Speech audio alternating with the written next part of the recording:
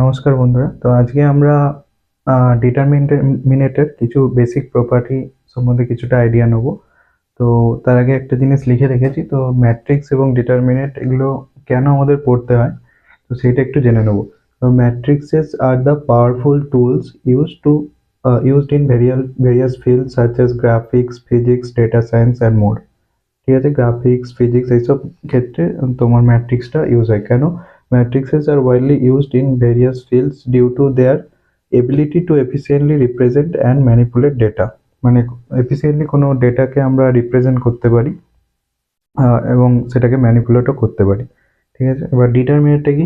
The determinant is an essential scalar value used to check if a matrix is invertible and solve the linear system equations and find the eigenvalues and analyzes geometric properties. তাহলে ডিটারমিনেন্টের মাধ্যমে আমরা linear সিস্টেমগুলোকে আমরা solve করতে পারি এবং ম্যাট্রিক্সটার বিভিন্ন property সম্বন্ধেও আমরা আইডিয়া করতে পারি। ঠিক আছে, আইগেন ভ্যালুস এগুলো পরে পরে আরও জানবো। ঠিক আছে, তো বেসিক্যালি আমাদের কোনো সিস্টেম রয়েছে সেগুলোর বিভিন্ন যে বিশেষ করে লিনিয়ার সিস্টেম তার বিভিন্ন প্রপার্টি সম্বন্ধে আমরা আইডিয়া পেতে পারি, তাই আমরা ডিটারমিনেন্ট এবং ম্যাট্রিক্স নিয়ে পড়াশোনা করি। এবার ধরো এখানে একটা ম্যাট্রিক্স রয়েছে, ঠিক আছে, এ একটা ম্যাট্রিক্স, তাকে কে দিয়ে আমি যদি গুণ করি তাহলে কে দিয়ে গুণ করলে প্রত্যেকটা রো এবং কলামে কিন্তু কে যে কনস্ট্যান্টটা সেটা গুণ হবে। এবার এইটাই যে ম্যাট্রিক্স রয়েছে এর ডিটারমিনেন্ট যদি আমি নিই তখন দেখো এদিকেও ডিটারমিনেন্টের সিম্বল হচ্ছে এইরকম একটা লাইন থাকবে দুদিকে, আর তোমার ম্যাট্রিক্সের সিম্বল হচ্ছে দুদিকে থার্ড ব্র্যাকেট থাকবে।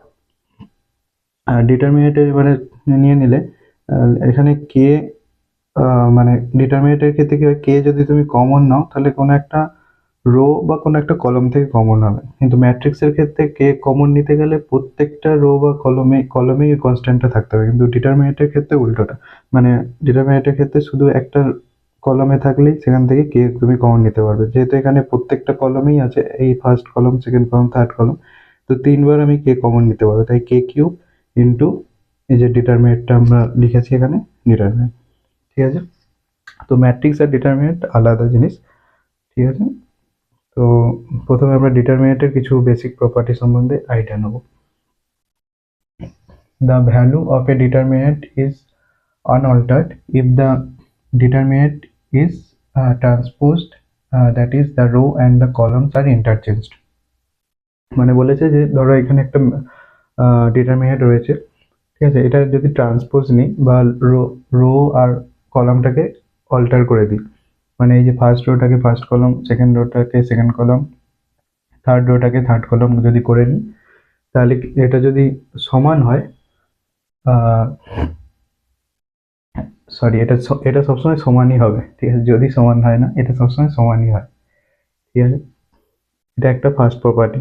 If two rows and columns of a determinant are identical then the value of the determinant is zero.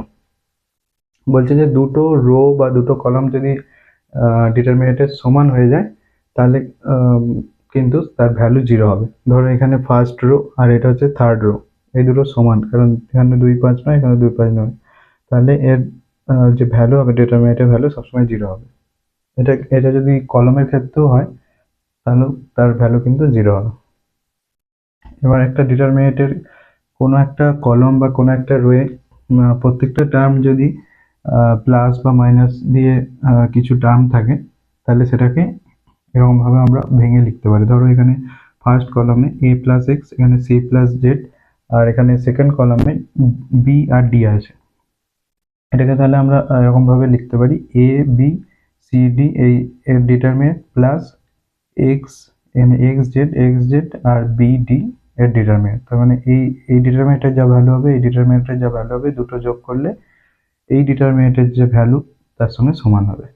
এটা একটা প্রপার্টি। এখানে আর একটা প্রপার্টি দেখে নিচ্ছি। The value of a determinant is unaltered but the sign is altered if two adjacent rows or columns are interchanged. এটা মানে কি বলতে চাইছে, ধরো একটা ডিটারমিনেন্ট রয়েছে, ঠিক আছে, এখানে আমরা এই সেকেন্ড রো আর থার্ড রোটাকে আমরা ইন্টারচেঞ্জ করছি, মানে এই সেকেন্ডটাকে 3-এ নিয়ে যাচ্ছি, থার্ড রোটাকে সেকেন্ডে নিয়ে যাচ্ছি, এর ফলে আমাদের একটা মাইনাস সিম্বল কিন্তু আসবে।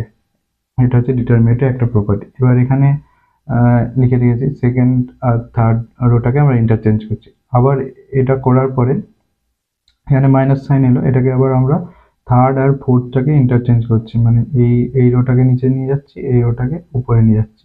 এর ফলে এখানে আবার একটা মাইনাস সিম্বল বাইরে আসবে, মাইনাস মাইনাসে প্লাস হয়ে যাচ্ছে। ঠিক আছে, বুঝে যাচ্ছে।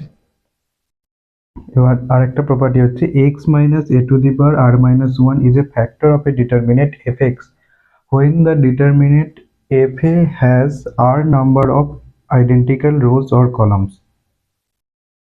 এখানে a একটা কনস্ট্যান্ট, ঠিক আছে, এর ভ্যালু 1 2 0 যা কিছু হতে পারে।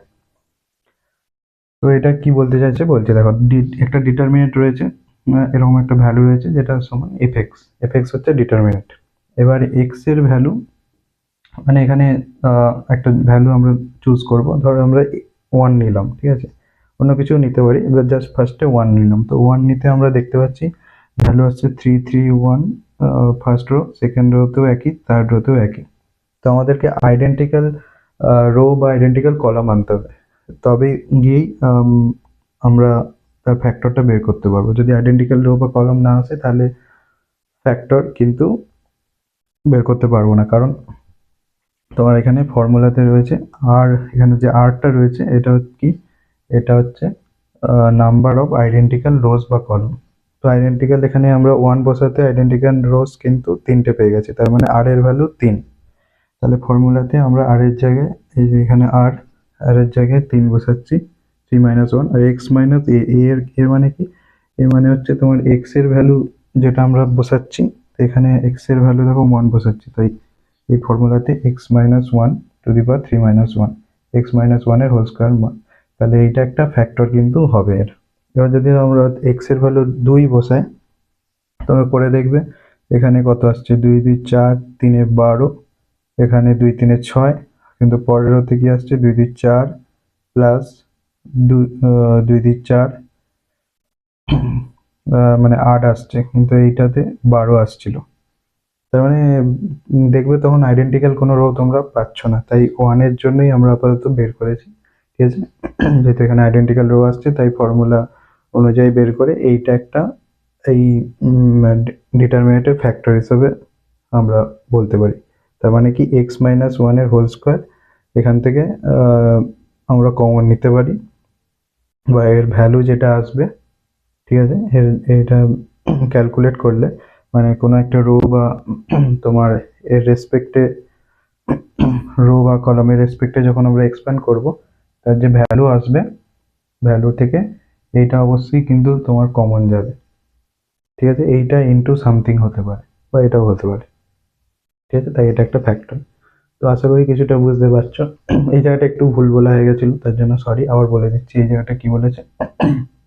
মানে কোনো একটা ডিটারমিনেন্টের ট্রান্সপোজ সবসময়, মানে ট্রান্সপোজ নিলে যে ডিটারমিনেন্টটা আসবে তার ম্যাগনিটিউড সবসময় সেমই হবে যার ট্রান্সপোজ নিচ্ছি।